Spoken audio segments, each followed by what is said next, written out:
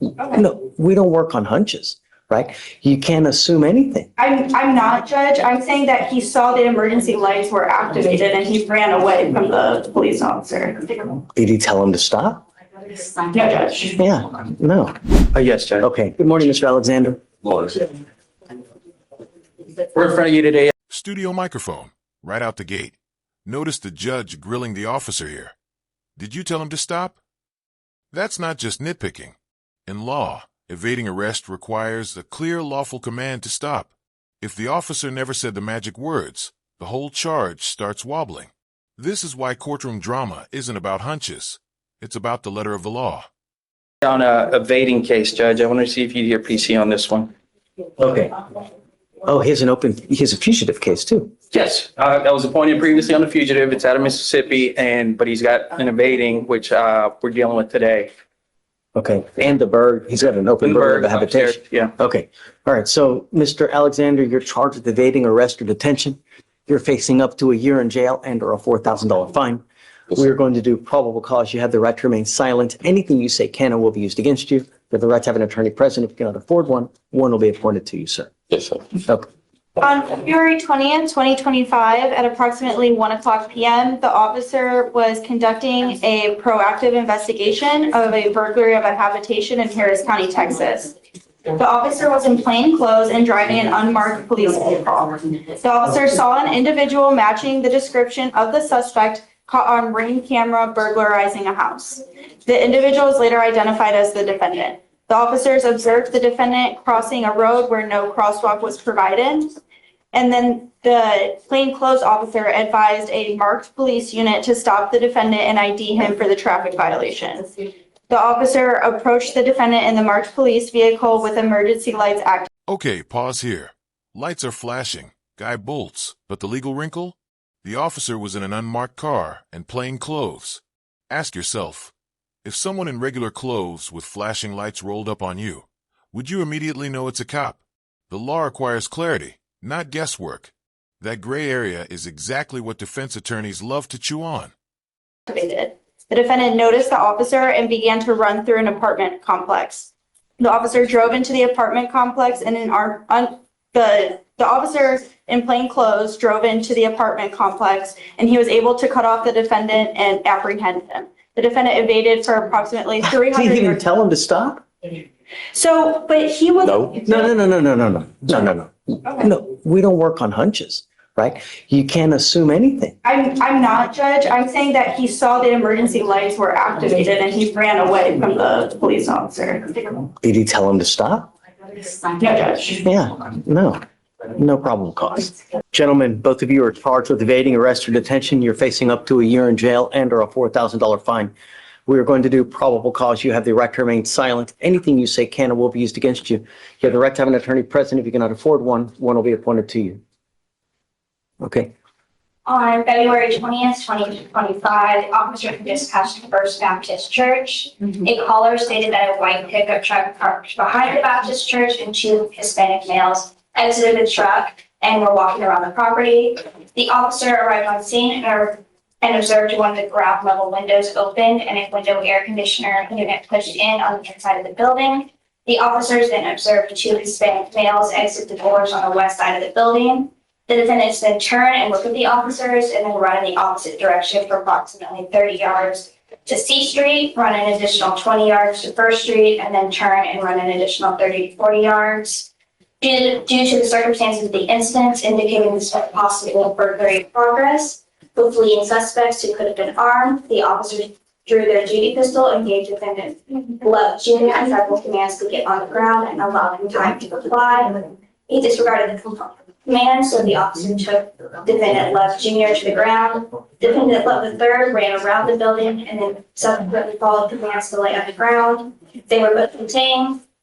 Defendant Love Jr. stated that they panicked, so they ran. The officer stated, "You looked right at me and knew I was a cop, but you still ran," to which the defendant stated, "I know, bro, it wasn't the right thing to do, sir." Your Honor. Studio microphone, did you catch that? The defendant straight up admits, "I know it wasn't the right thing to do, sir." That's courtroom gold. But here's the kicker. Remorse doesn't erase the act. Judges can weigh it, sure, but the elements of the crime have to be met first. No stop command, no clear probable cause. Suddenly, that admission sounds more like youthful panic than criminal intent. They look at the cop and they run. Yes, Your Honor. Cops never tell them to stop. And what are they doing wrong? I guess, I mean, what is this, Minority Report? You know what I mean? I don't have anything additional to say. Guys, be careful. You know what I mean? How old are you, sir? 18. You gotta be careful, man.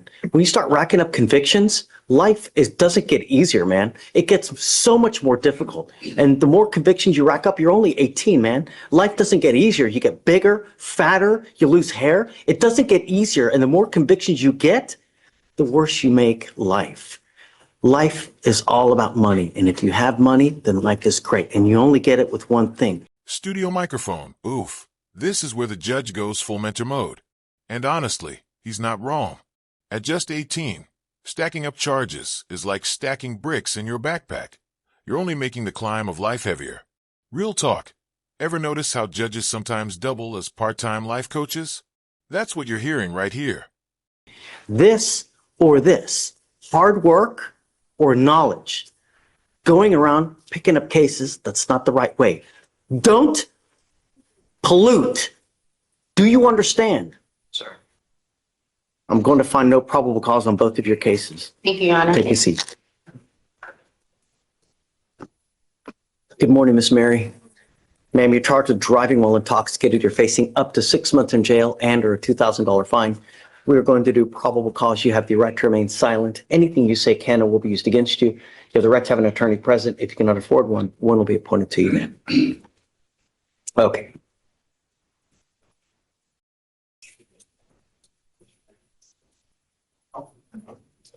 Your Honor, on Sunday, February 23rd, 2025, officers observed a vehicle hit a curb median while traveling eastbound at the 10,500 Almeda Genoa Road in Harris County, Texas. A traffic stop was conducted. The officer smelled a strong odor of an alcoholic beverage on her breath and observed her to have glassy eyes. The defendant admitted to drinking the 1 tequila sunrise alcoholic beverage. SMSTs were conducted. It was a 6 out of 6 on the H but they transported her to JPC for the other test due to the rainy weather and the defendant being wearing heels. She then at JPC refused the rest of the SMSTs and blood warrants. Okay. Miss Mary, I'm going to find that there's sufficient probable cause to go forward with the case. Have you run her to see if she has... Studio microphone, important moment. She refuses the breath and blood test. In Texas, that's called implied consent. The second you get your driver's license, you've basically agreed to those tests if pulled over. Refusal doesn't mean you're off the hook. It often makes things worse. And jurors? They tend to think, if you refused, what were you hiding? any priority to be eyes and if she has a license, please. Miss Mary, I'm going to, like I said, find probable cause. I'm ordering you not to consume alcohol, illegal drugs, or unprescribed controlled medication. I'm going to randomly test you. If I find that you're using either, I will revoke your bond, put you in custody. Do you understand? He is eligible if he is necessary. Great. As long as you have a valid liability insurance in your name, as well as the license, you may continue to drive. If you do not have either, then you may not drive. Because you have a lawyer, I will waive your appearance. You don't have to waste your time coming to court, but you must stay in touch with counsel and they'll tell you if and when you have to come back to court. If they tell me they can't get a hold of you because you've gone AWOL, I will issue a warrant for your arrest. Don't pick up any new case. All right? For now, I'll have you sign a resale. Victoria will have you get with Felicia if your bond conditions, then you're free to go. All right? Thank you. Thank you. Or Rachel Gutierrez. Ms. Gutierrez, you're charged with driving while intoxicated. You're facing up to 6 months in jail and or a $2,000 fine. We're going to do probable cause. You have the right to remain silent. Anything you say can or will be used against you. You have the right to have an attorney present. If you cannot afford one, one will be appointed to you, ma'am. On February 23rd, 2025, at approximately 3 o'clock in the morning, the officer observed a vehicle fail to signal lane changes twice and disregard traffic control devices, changing lanes over solid white lane markers, and then return to the lane it was already in. The temporary tag that the defendant had on her vehicle was expired as of January 17, 2025, and was voided.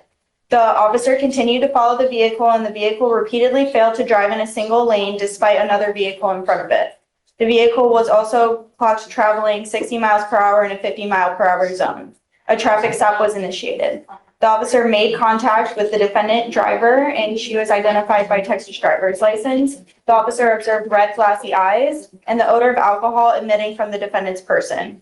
The officer also observed the odor of marijuana emitting from the vehicle. The defendant admitted to consuming 2 beers and admitted to smoking a blunt while driving until the officer pulled her over. The defendant stated she was headed north, and she stated she was headed home, but her home was in the opposite direction as she was traveling. SFSTs were conducted. 4 out of 6 clues observed on the HTN, 4 out of 8 clues observed on the walk-in turn, 2 out of 4 clues observed on the one-leg stand. The defendant consented to provide a blood specimen.